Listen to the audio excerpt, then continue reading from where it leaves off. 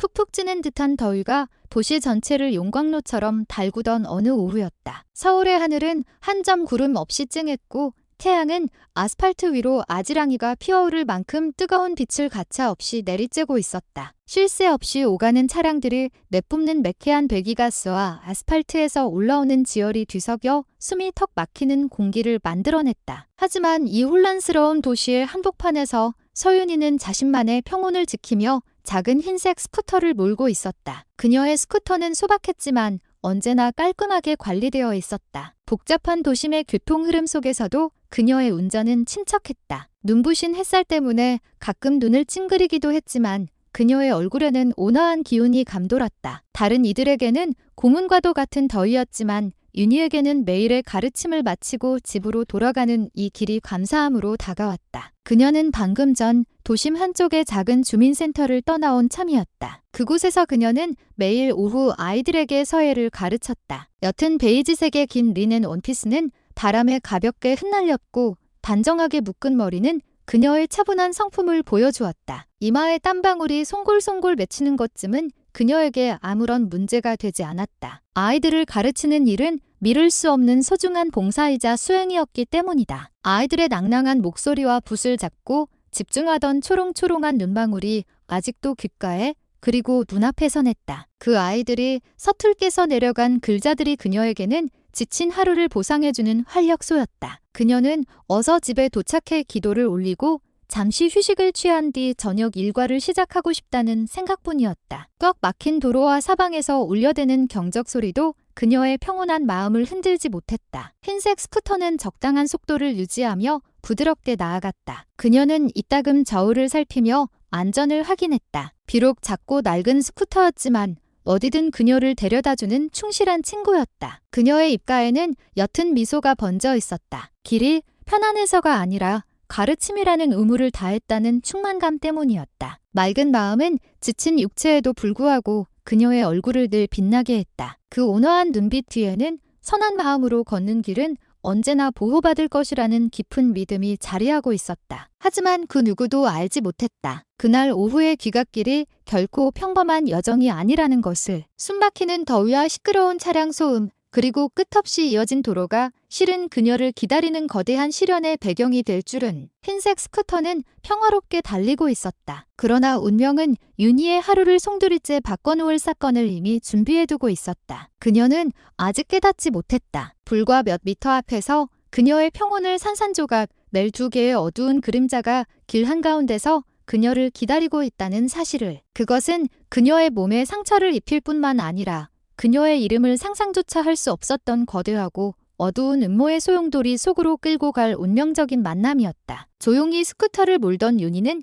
길가에서 터져나온 거친 고함에 깜짝 놀랐다. 가로수 그늘에서 두 명의 거구의 사내가 걸어 나오며 그녀의 앞을 가로막았다. 교통경찰 제복을 입고 있었지만 그들의 분위기는 공권력이 집행자라기보다는 거리를 어슬렁거리는 불량배에 가까웠다. 한낮의 태양이 그들의 얼굴을 비추자 불길한 의도로 가득 찬 비열한 표정이 드러났다. 다부진 체격에 날카로운 눈빛을 한조태식 경장이 손을 번쩍 들어 윤희에게 정지 신호를 보냈다. 그의 옆에는 땅딸막한 몸에 머리가 번들거리는 박만철 순경이 서 있었다. 그는 쉬어빠진 목소리로 윤희에게 당장 갓길에 차를 대라고 소리쳤다. 평범했던 불호의 소음은 순식간에 날카로운 긴장감으로 바뀌었다. 박만철은 거친 걸음으로 다가와 마치 도로의 주인인 양손을 휘저었다. 어휴, 아줌마, 당장 갓길에 안 세워. 그의 고함에 주변 운전자 몇몇이 힐끗 쳐다봤지만 이내 엮이고 싶지 않다는 듯 서둘러 시선을 돌렸다. 윤희는 스쿠터 위에서 심장이 세차게 방망이질하는 것을 느꼈다. 그녀는 본래 겁이 많은 성격이 아니었지만 두 남자의 눈빛은 명백한 위협을 담고 있었다. 조태식은 마치 덫에 걸린 사냥감을 내려다보는 포식자처럼 만족스러운 표정으로 그녀를 노려보았다. 두 사람은 윤희가 빠져나갈 아주 작은 틈도 주지 않겠다는 듯 길 한가운데 떡 버티고 섰다. 뜨거운 공기는 더욱 무겁게 그녀의 어깨를 짓눌렀고 이마에서는 식은땀이 불안감과 뒤섞여 흘러내렸다. 하지만 그녀는 애써 평정을 유지하려 노력하며 조심스럽게 스쿠터를 갓길로 향하게 했다. 주변 사람들의 시선이 그녀에게 쏠리기 시작했다. 몇몇은 소곤거렸고 대부분은 침묵했다. 그들은 조태식과 박만철이 누구인지 알고 있었다. 단속을 빙자해 힘없는 시민들을 상대로 상습적인 갈취를 일삼는 인물들로 이 도시의 악명이 자자했다. 그들에게 맞설 용기를 내는 사람은 거의 없었다. 그 결과가 폭행, 협박, 혹은 법을 이용한 교묘한 보복이라는 것을 모두가 알고 있었기 때문이었다. 흰색 스쿠터가 멈춰서자 조태식은 단호한 걸음으로 윤희에게 다가왔다. 그는 자신의 가슴을 툭툭 치며 끝없는 오만함을 과시했다. 박만철은 스쿠터 옆에 서서 언제라도 먹잇감을 덮칠 듯한 자세를 취했다. 그들의 눈빛만 봐도 이것이 단순한 교통 단속이 아니라는 것은 분명했다. 윤희는 뜨거운 대기 속에서 오싹한 한기를 느꼈다. 불길한 예감이 그녀의 마음을 짓누르기 시작했다. 그녀는 이 두 사람과의 만남이 더 큰 사건의 시작이 될 것임을 직감했다. 그녀의 하루를 완전히 뒤바꿀 정면 충돌이 임박해 있었다. 윤희는 평정심을 잃지 않으려 애썼다. 손은 미세하게 떨렸지만 그녀는 위험 있는 태도를 유지하며 어깨에 맨 작은 가방을 열었다. 가방 안에서 운전면허증과 자동차 등록증, 그리고 관련 서류들을 꺼내 조태식에게 건넸다. 그녀는 정중하게 고개를 숙였지만 눈빛에는 가득한 경계심이 서려 있었다. 조태식은 거칠고 투박한 손으로 서류를 받아들고는 한 장 한 장 꼼꼼히 살폈다. 그는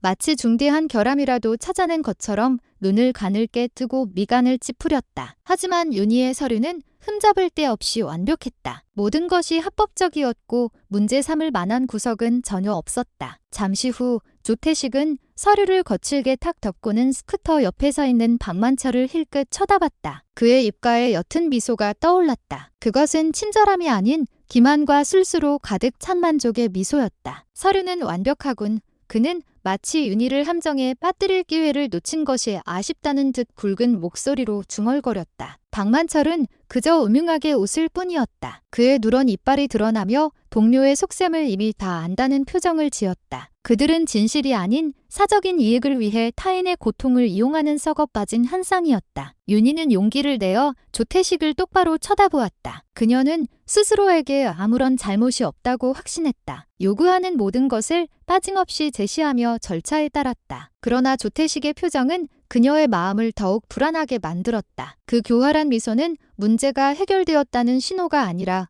더 큰 문제가 곧 시작될 것이라는 불길한 전조였다. 도시의 뜨거운 공기는 더욱 무겁게 느껴졌다. 그 무게가 그녀의 어깨를 짓누르며 숨을 가쁘게 만들었다. 하지만 그녀는 점점 더 강해지는 위협적인 분위기에 굴하지 않고 고개를 꼿꼿이 세웠다. 주변에서는 몇몇 운전자들이 속도를 줄이며 무슨 일이 벌어지는지 힐끔거렸다. 안타까운 시선들이 윤희에게 향했지만 아무도 감히 다가오거나 목소리를 내지 못했다. 그들은 조태식과 박만철의 악명을 잘 알고 있었고 섣불리 나섰다가는 어떤 대가를 치러야 할지 잘 알고 있었기 때문이었다. 조태식은 그 시선을 즐겼다. 그에게는 목격자가 많을수록 자신의 권력이 더 커지는 것처럼 느껴졌다. 그는 거만한 태도로 손을 휘저으며 자신이 계획한 더러운 게임을 이어갈 준비를 했다. 그의 옅은 미소 뒤에는 윤희를 잔인한 강탈의 덫으로 몰아넣을 사악한 의도가 숨어 있었다. 조태식은 서류를 소리나게 덮고는 비난이 가득한 눈초리로 윤희를 쏘아보았다. 서류는 완벽하지만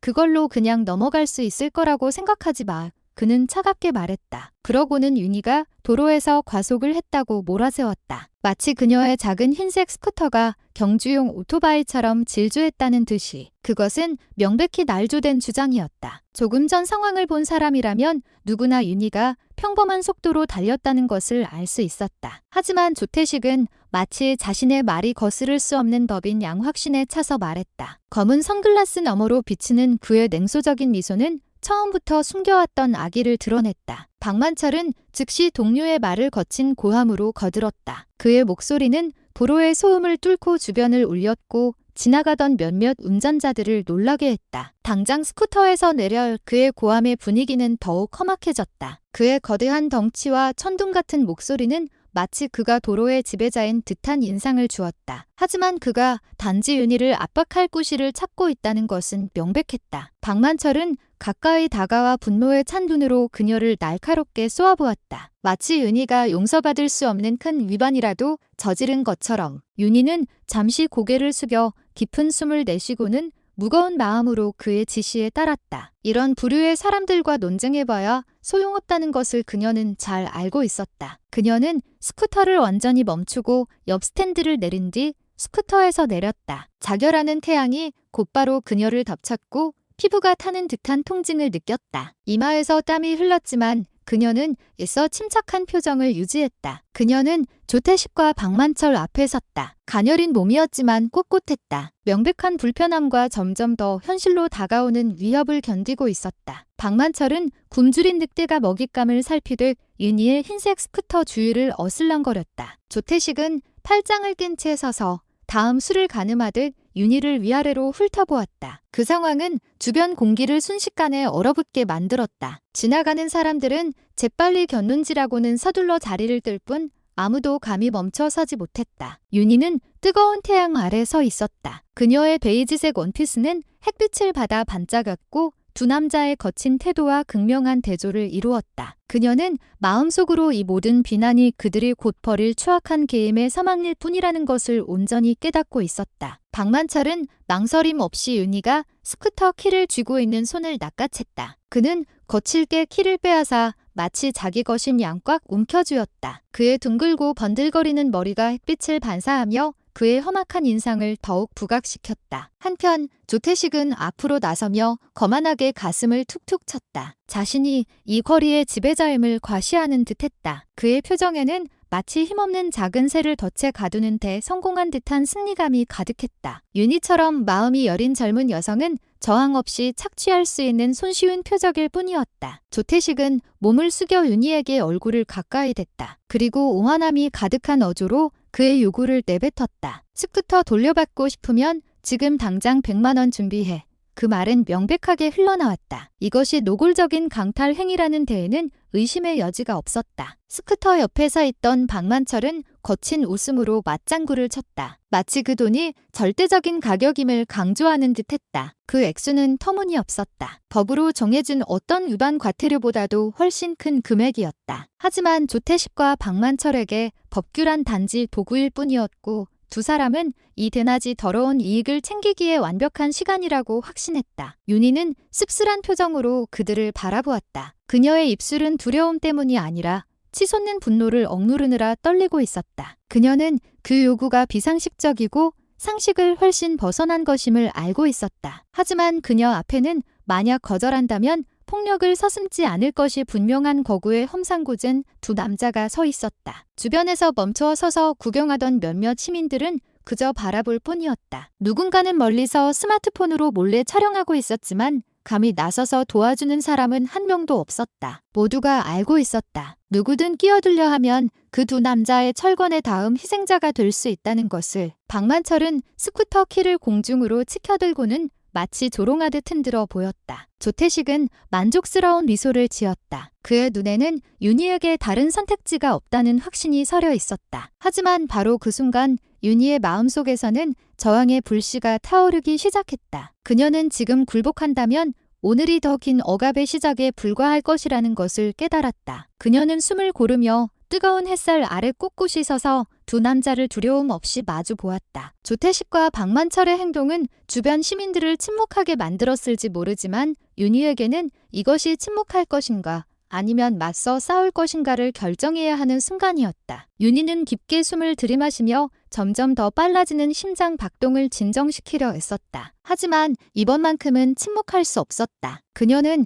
단호하고 확신에 찬 목소리로 말했다. 돈은 낼 수 없습니다. 전 잘못한 것이 없고 당신들이 그렇게 큰 돈을 요구할 이유도 없습니다. 그녀의 말은 날카롭게 조태식과 박만철의 귀를 파고들었다. 그녀의 눈빛은 용기로 가득 차 있었다. 비록 그녀의 가녀린 몸이 뜨거운 태양 아래 훨씬 더 큰 두 남자에게 둘러싸여 있었지만 말이다. 그녀의 말에 멀리서 지켜보던 몇몇 시민들은 깜짝 놀랐다. 그들은 한 여성이 잔인하기로 소문난 두 경찰 앞에서 그렇게 단호하게 말할 수 있으리라고는 상상도 못했다. 성미가 불같은 박만철은 그 거절을 받아들일 수 없었다. 그의 얼굴은 붉게 달아올랐고 목에 핏대가 섰다. 그리고 순식간에 그는 분노에 찬 눈빛으로 앞으로 나아갔다. 아무런 예고도 없이 그의 커다란 손이 귀청이 터질 듯한 소리와 함께 윤희의 뺨을 강하게 후려쳤다. 윤희의 몸이 옆으로 휘청거렸다. 입술이 터져 턱으로 선혈이 흘러내렸다. 몇몇 시민들은 입을 막았다. 어떤 이는 소름 끼쳐 했지만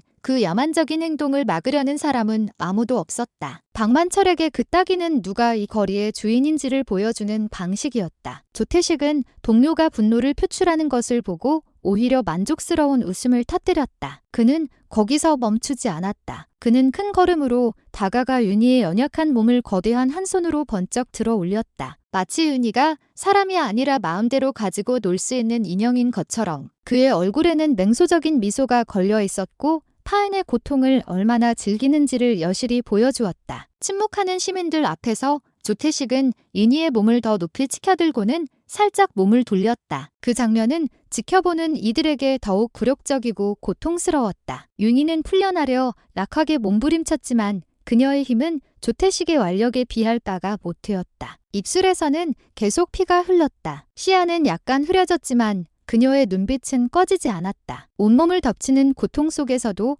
불의에 저항하려는 의지는 꺾이지 않았다. 그 장면은 권력 남용의 생생한 상징이 되었다. 이제 막 사회교육을 마치고 귀가하던 한 여성이 권력에 굶주린 두 경찰에 의해 길 한복판에서 장난감처럼 다루어지고 있었다. 모든 목격자들은 숨을 죽였다. 이것이 바로 국민을 보호해야 할 시스템이 오히려 국민을 억압하는 어두운 현실의 단면이라는 것을 깨달았다. 결국 윤희의 몸은 불타는 듯 뜨거운 아스팔트 위로 아무렇게나 내동댕이 쳐졌다. 그녀의 몸이 길바닥에 부딪히는 둔탁한 소리가 선명하게 들렸고 지켜보던 몇몇 시민들은 숨을 멈췄다. 그녀는 숨을 헐떡이며 가슴을 힘겹게 오르내렸다. 터진 입술에서는 계속해서 선혈이 흘러나왔다. 그녀가 입고 있던 베이지색 원피스는 붉게 물들어 그 옷이 지닌 순수한 색과 날카로운 대조를 이루었다. 자결하는 태양은 마치 그녀의 인내심을 시험하듯 고통을 더했다. 하지만 쓰러진 몸 너머로 그녀의 버티려는 의지는 아직 꺼지지 않았다. 그녀는 손을 움직여 몸을 일으키려 애썼다. 비록 온몸의 관절로 고통이 퍼져나갔지만 말이다. 박만철은 거친 걸음으로 윤희의 흰색 스쿠터를 길가로 끌어냈다. 그는 마치 값싼 압수품을 다루듯 스쿠터를 밀쳐냈다. 하지만 윤희에게 그 스쿠터는 언제나 그녀와 함께하며 이곳저곳의 주민센터를 오가며 가르침을 이어가게 해준 유일한 교통수단이었다. 박만철은 스쿠터 키를 꽉 쥔 채 이따금 공중에서 흔들며 이제는 무력해진 주인을 모욕했다. 조태식은 그 상황을 비웃으며 잔인함을 더했다. 그의 웃음소리는 만족감으로 가득했고 모욕적인 말들로 그녀의 자존심을 찔렀다. 이봐, 고집 센 사람의 말로가 이렇다니까. 조금만 건드려도 맥없이 쓰러지잖아. 그는 아직 일어나려 애쓰는 윤희의 몸을 가리키며 말했다. 멀리서 지켜보던 시민들은 그저 서로를 쳐다볼 뿐이었다. 어떤 이는 분노를 참으며 이를 갈았고 어떤 이는 그 잔인함에 눈물을 글썽였다. 하지만 조태식과 박만철의 제복이 주는 공포는 그들의 발걸음을 얼어붙게 했다. 아무도 감히 다가가지 못했다. 아무도 도울 용기를 내지 못했다. 용기를 낸 것은 오직 몇몇의 손뿐이었다. 그들은 스마트폰을 든 채 조용히 그 잔혹한 장면을 녹화했다. 그들은 비록 직접 도울 수는 없지만 적어도 이 디지털 증거가 대낮에 벌어진 불의의 명백한 증인이 될 수 있음을 알고 있었다. 그 고통 속에서도 윤희는 자신을 모욕하는 두 남자를 똑바로 쳐다보려 애썼다. 그녀의 시선은 상처로 가득했지만 쉽게 꺾이지 않는 결의를 담고 있었다. 피는 계속해서 흘러내려 그녀 얼굴 아래 아스팔트를 적셨다. 하지만 그녀는 단 한마디의 애원도 하지 않았다. 그녀의 침묵하는 태도는 오히려 지켜보던 시민들의 마음을 더욱 아프게 했다. 그들은 그녀가 엄청난 고통을 감수하면서도 자신의 존엄성을 지키고 있다는 것을 깨달았다. 그리고 그 여전히 타오르는 눈빛 뒤에는 비록 몸이 길바닥의 먼지처럼 취급당할지라도 진실은 결코 꺾일 수 없다는 메시지가 담겨 있었다. 길거리에서의 잔혹한 사건이 있은 지 몇 시간 후 끔찍한 소식은 마침내 윤희의 집에 당도했다. 한 이웃이 숨을 헐떡이며 찾아왔다. 너무나 충격적인 소식을 전하느라 그의 얼굴은 창백했다. 그는 더듬거리는 목소리로 윤희가 길거리 경찰의 폭력에 희생되었으며 현재 온몸에 상처를 입고 병원으로 이송되었다고 전했다. 그 말은 강진혁에게 청천벽력과도 같았다. 고요했던 집안의 분위기는 순식간에 얼어붙었다. 육군 대장 강진혁의 심장은 거세게 뛰기 시작했고 온몸의 근육이 긴장으로 뻣뻣해졌다. 평소 침착하던 그의 얼굴은 끓어오르는 감정을 억누르느라 굳어졌다. 진혁은 평범한 사람이 아니었다. 그는 단호하고 규율이 엄격하며 많은 이들에게 존경받는 대한민국 육군의 대장이었다. 하지만 그의 계급과 제복 뒤에는 아내에게 깊이 헌신하는 한 남편의 마음이 있었다. 윤희가 잔인하게 다루어졌다는 소식을 듣자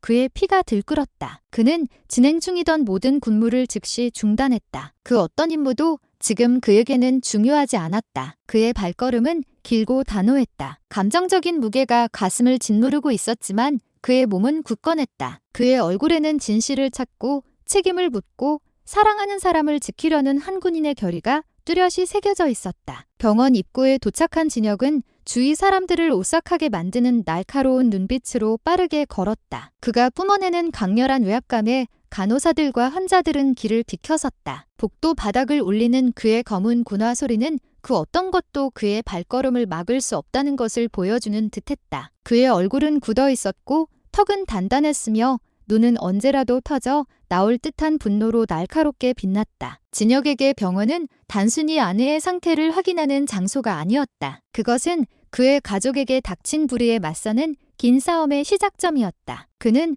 마음속으로 두 가지를 동시에 준비했다. 아내가 무사하기를 바라는 기도와 감히 그의 가족의 명예를 더럽힌 자들에게 복수하겠다는 맹세. 그가 내딛는 한 걸음 한 걸음이 그 결의를 더욱 굳건하게 만들었다. 그는 오늘이 평범한 날이 아니라는 것을 깨달았다. 오늘은 평소 국가를 위해 평온을 지키던 한 장군이 자신의 아내가 길거리에서 존엄성을 짓밟히는 참혹한 현실을 마주해야만 하는 날이었다. 그리고 강진혁은 그것을 결코 용납할 수 있는 남자가 아니었다. 그의 분노는 이제 단순히 한 남편의 분노가 아니라 정의를 수호하겠다고 맹세한 군인의 분노였다. 병원 치료실, 윤희는 침대 위에 힘없이 누워 있었다. 얼굴은 창백했고 터진 입술에는 마른 핏자국이 남아 있었다. 그녀의 몸은 방금 겪은 폭력으로 인해 멍투성이었다. 몸은 쇠약했지만 진실을 말하려는 그녀의 의지는 꺾이지 않았다. 그녀는 나지막하지만 단호한 목소리로 사건의 전말을 처음부터 끝까지 설명하기 시작했다. 그녀는 진혁을 똑바로 바라보며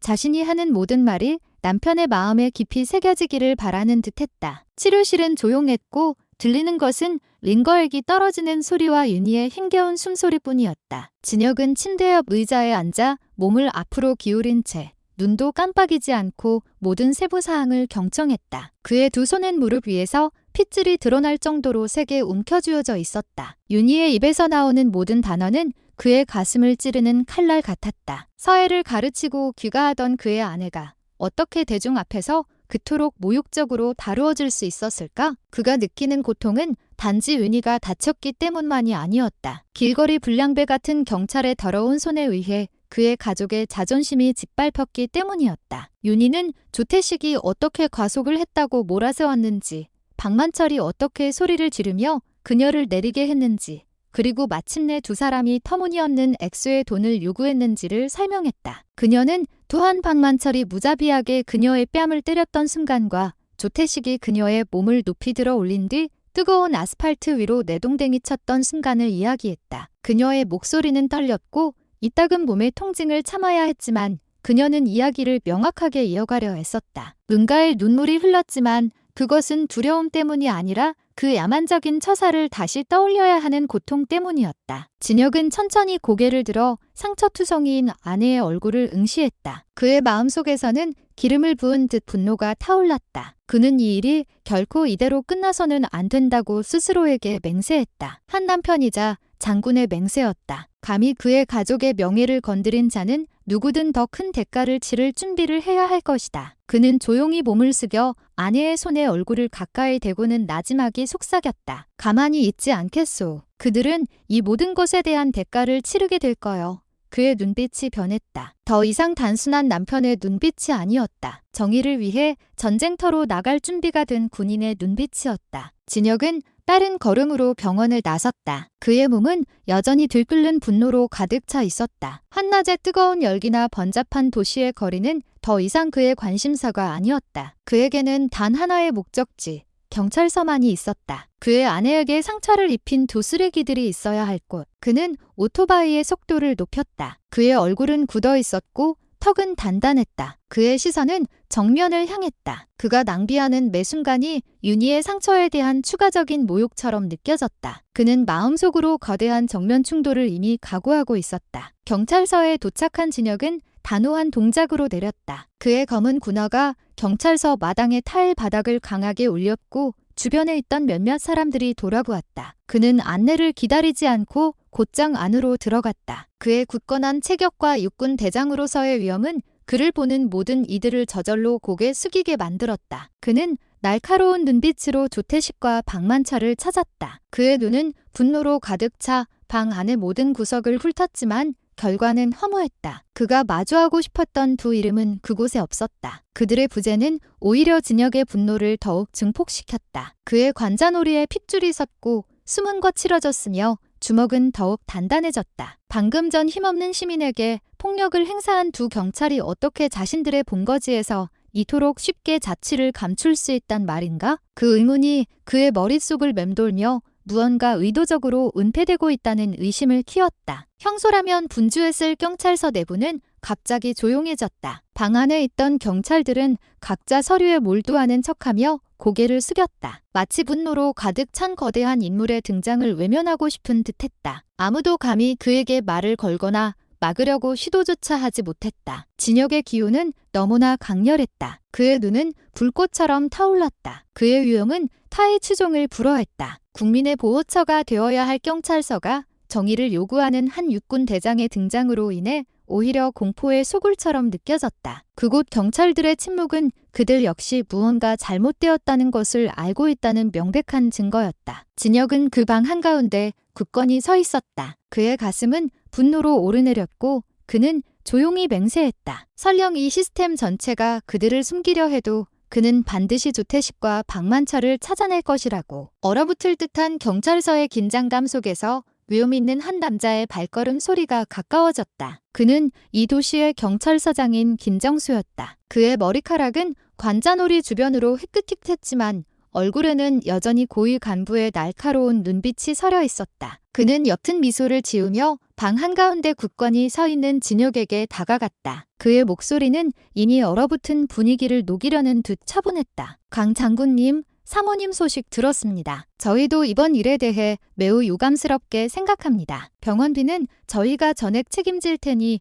염려 마십시오. 그는 장군의 눈에 명백히 보이는 분노를 진정시키려 애쓰며 말했다. 진혁은 고개를 돌려 김 사장을 날카롭게 쳐다보았다. 그의 눈빛은 마치 경찰서장이 쓰고 있는 가면을 꿰뚫어 볼 듯했다. 병원비를 책임지겠다는 약속은 달콤하게 들렸지만 진혁에게 그것은 해결책이 아니었다. 잔인하게 다루어진 한 여성의 자존심에 비하면 병원비가 무슨 의미가 있단 말인가? 보호해야 할 경찰이 폭력의 가해자가 되었는데 돈 약속이 무슨 소용인가? 진혁은 그저 침묵하며 김 사장의 말이 공중에 흩어지도록 내버려 두었다. 그는 그 차분한 목소리와 친절한 태도가 그 이면에 있는 훨씬 더 추악한 무언가를 덮기 위한 위장일 뿐이라는 것을 알았다. 김 사장은 애써 평정을 유지하려 했다. 그는 손을 뻗어 진혁의 어깨를 가볍게 두드리며 공감을 표하는 듯했다. 하지만 그의 눈빛에는 온전히 진실되지 않은 무언가가 담겨 있었다. 그의 눈에는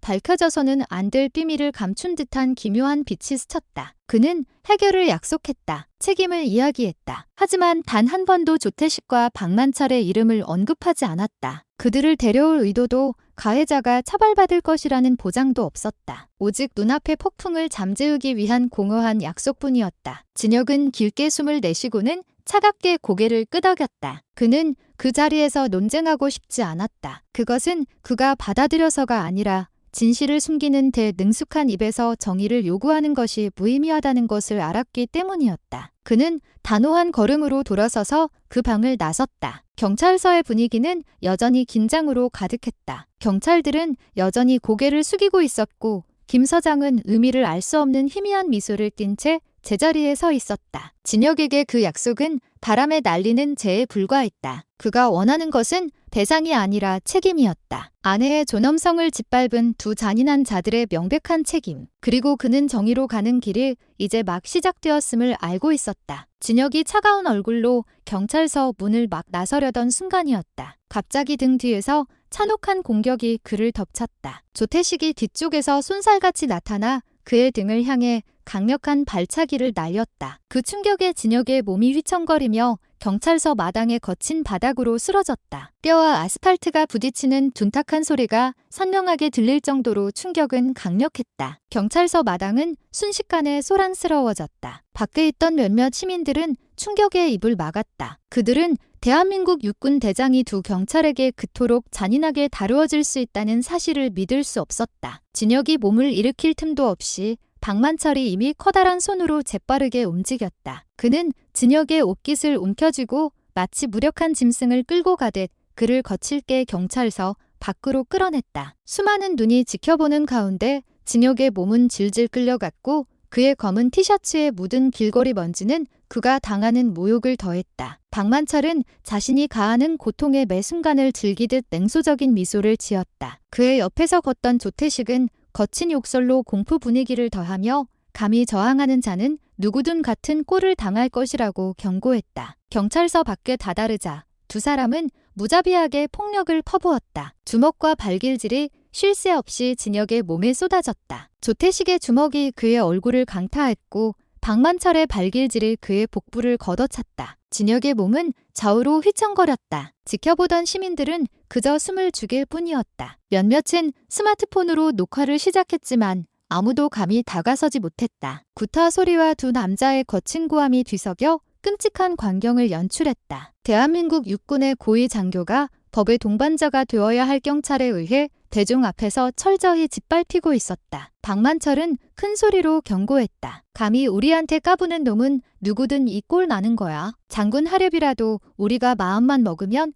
이렇게 바닥에 처박을 수 있다고. 하물며 너희 같은 서민들은 오죽하겠어. 그의 말이 뜨거운 대기 속에 울려 퍼지자 지켜보던 사람들은 소름이 돋았다. 조태식은 잔인한 웃음으로 말을 보탰다. 마치 두 사람이 누구도 건드릴 수 없는 권력의 정점에 서 있는 것처럼. 하지만 걱정스러운 시민들의 눈빛 뒤에는 다른 무언가가 있었다. 억눌렸던 분노, 권력 남용에 대한 혐오, 그리고 쉴 새 없이 구타당하는 진혁을 향한 연민이 걷잡을 수 없이 커져가고 있었다. 그날 조태식과 박만철이 저지른 짓은 단순한 물리적 폭행이 아니었다. 그것은 한 군인의 자존심과 법 앞에선 국민의 존엄성에 대한 공개적인 모욕이었다. 진혁의 몸은 상처투성이었고 얼굴은 먼지로 뒤덮였으며 입술은 터졌다. 조태식과 박만철의 무자비한 구타의 숨은 여전히 가빴다. 하지만 그 연약해 보이는 육체 너머로 무언가가 서서히 깨어나고 있었다. 그의 눈빛은 차갑게 변했다. 더 이상 모욕당한 남자의 눈빛이 아니었다. 분노가 깨어난 한 군인의 눈빛이었다. 잠시 동안 경찰서 마당에 정적이 흘렀다. 진혁이 손으로 몸을 직행하며 한 동작 한 동작 천천히 일어나기 시작했다. 지켜보던 시민들은 숨을 죽였다. 방금 전까지 무참히 맞던 그 인물이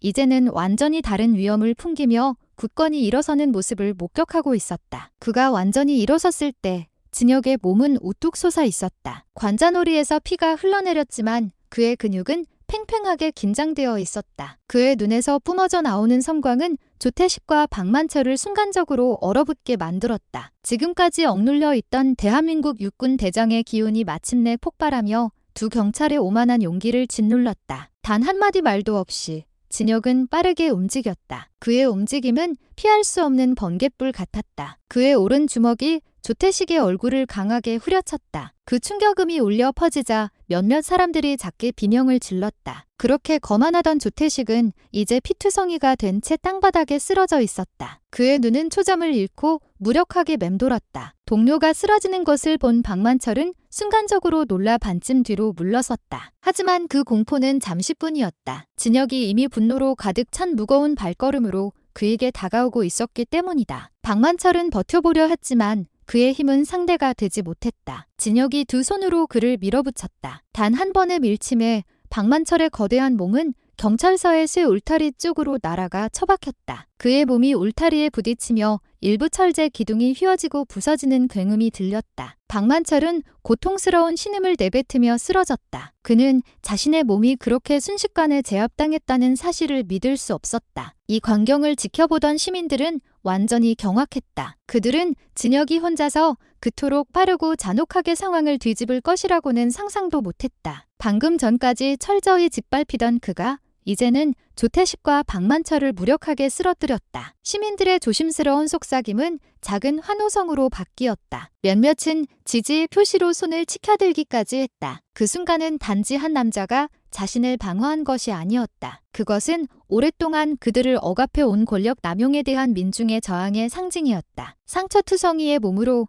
진혁은 이제 지켜보는 모든 이의 마음을 울리는 용기의 상징으로 우뚝 섰다. 여전히 가슴을 오르내리며 상처투성이인 몸으로 진혁은 군중 앞에 굳건히 섰다. 갑자기 그의 목소리가 폭발했다. 크고 우렁차게 얼어붙었던 정적을 깨뜨렸다. 나는 가해자가 아니다. 나는 피해자다. 그리고 내 안에 또한 이 악랄한 손들의 희생자다. 그의 외침은 듣는 모든 이의 심장을 울리는 목소리로 터져나왔다. 그의 말은 마치 불의에 대한 의식을 깨우는 망치처럼 시민들의 마음에 내리꽂혔다. 그의 얼굴에는 더 이상 약함이 없었다. 오직 불의에 맞서 일어선 투사의 불타는 의지만이 존재했다. 진혁은 앞으로 나아가 땅에 쓰러져 있는 조태식과 박만철을 똑바로 가리켰다. 여러분 모두가 목격했습니다. 힘없는 시민이라도 단결하면 포갑적인 권력을 무너뜨릴 수 있습니다. 진실 앞에서는 누구도 무적이 될 수 없습니다. 국민의 목소리보다 강한 것은 없습니다. 그의 목소리는 경찰서 마당에 울려 퍼져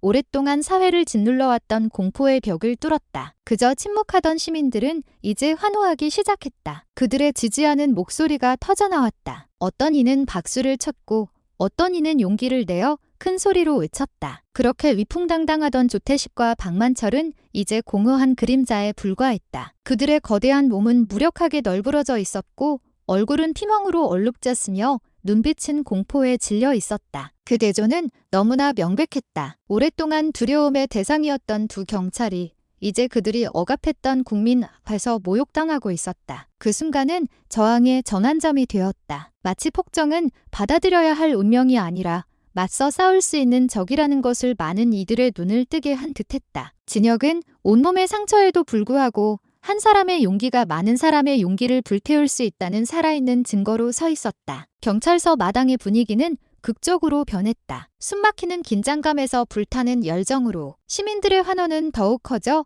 마치 진혁의 목소리와 하나가 되는 듯한 에너지를 발산했다. 그들에게 이것은 더 이상 한 남자가 두 경찰과 싸우는 것이 아니었다. 그것은 너무나 오랫동안 굴림에 온부패한 시스템에 맞서는 국민의 상징적인 투쟁이었다. 그리고 그 외침의 중심에 진혁은 더 이상 침묵시킬 수 없는 목소리로 진실을 외치며 서 있었다. 뜨거운 태양 아래 도시의 심장부에서 결코 꺼뜨릴 수 없는 새로운 용기가 탄생했다. 막 터져나온 시민들의 환호는 경찰서 문 쪽에서 들려오는 차분한 발걸음 소리에 갑자기 멎었다. 김정수 경찰서장이 이전과는 다른 얼굴로 나타났다. 더 이상 차분하고 외교적인 표정이 아니었다. 승리감에 가득 찬 교활한 미소가 그의 얼굴에 번지고 있었다. 그는 두 손으로 천천히 박수를 치기 시작했고 그 소리는 조롱처럼 들렸다. 박수 소리는 마당에 울려 퍼지며 방금 타오르기 시작했던 시민들의 열기를 끊어냈다. 모든 시선이 이제 그에게 쏠렸고 그가 무슨 말을 할지 기다렸다. 아주 좋아. 모든 것이 계획대로 진행되고 있군. 김 서장은 차갑지만 분명한 어조로 말했다. 그의 말에 분위기는 순식간에 싸늘해졌다. 온몸에 상처를 입고 굳건히 서 있던 진혁은 이제 날카롭게 고개를 돌려 깊은 의심의 눈초리로 경찰서장을 쳐다보았다. 시민들 또한 그 말의 의미를 이해하지 못해 혼란스러워했다. 하지만 서서히 의심의 조각들이 하나로 맞춰지기 시작했다. 조태식과 박만철은 단지 장기판의 졸, 훨씬 더 큰 게임의 도구에 불과했다. 싸늘한 기운이 지켜보던 사람들의 마음을 파고들었다. 그들은 자신들이 본 것이 끝이 아니라 더 끔찍한 무언가의 시작이라는 것을 깨달았다. 김 서장은 앞으로 나아가 군중 앞에 섰다. 그는 교활한 목소리로 덧붙였다. 이게 과태료 문제라고 생각했나? 길거리 폭력 사건이라고 생각했나? 아니, 이 모든 것은 단 하나의 목적을 위해 설계되었지. 바로 당신을 끌어내기 위해서. 강 장군, 그의 말에 진혁의 가슴이 철렁 내려앉았다. 갑자기 이전에 일어났던 모든 일, 아내에 대한 위협, 금품갈취, 구타의 거대한 시나리오의 일부처럼 보였다. 윤희는 의도적으로 미끼로 사용되었을지도 모른다. 진혁을 대중 앞으로 끌어내기 위해 신중하게 선택된 희생양. 그래서 이 공개된 무대에서 그를 함정에 빠뜨리기 위해 환호하던 시민들은 이제 침묵했고 일부는 두려움을 느끼며 뒤로 물러섰다. 진혁은 상대를 똑바로 쳐다보았다. 그의 얼굴은 굳어졌다. 하지만 그의 머리는 가능성을 짜 맞추며 빠르게 회전했다. 만약 이 모든 것이 음모의 일부라면 그가 마주한 적은 길거리 불량 경찰 2명보다 훨씬 더 거대하다. 오랫동안 그를 노리며 그를 무너뜨릴 적절한 시기를 기다려온 어두운 세력이 있었다. 그리고 지금이 바로 그들이 기다려온 순간이었다. 분위기는 극도로 긴장되었고 공기는 움직임을 멈춘 듯했다. 이야기는 거대한 미스터리를 남긴 채 그렇게 막을 내렸다. 과연 이 게임의 배후에 있는 진짜 주모자는 누구이며 이제 진혁과 윤희를 올가맨 음모의 그물은 얼마나 깊은 것일까?